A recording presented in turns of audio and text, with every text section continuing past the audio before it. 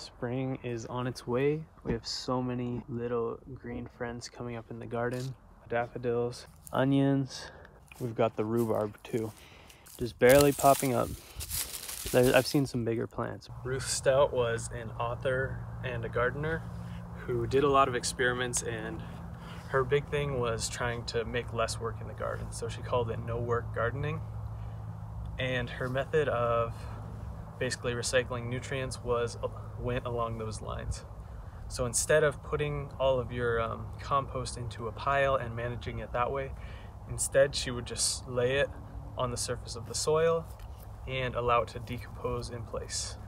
The Ruth Stout method versus traditional composting each have their own benefits and disadvantages. So which one will work better for you comes down to your personal situation.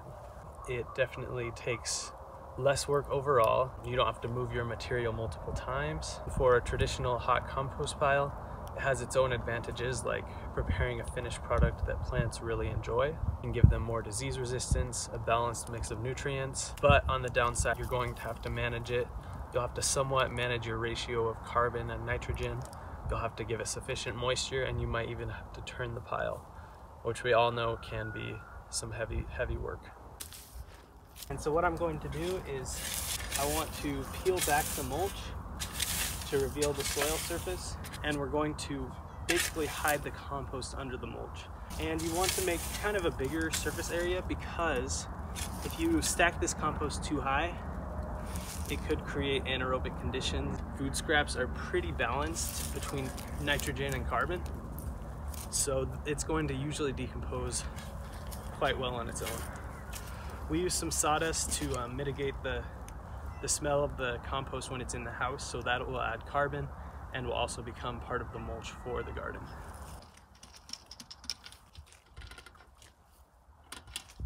And I'm gonna grab some more mulch. There you go. It's covered, and that's the last thing I have to do to it.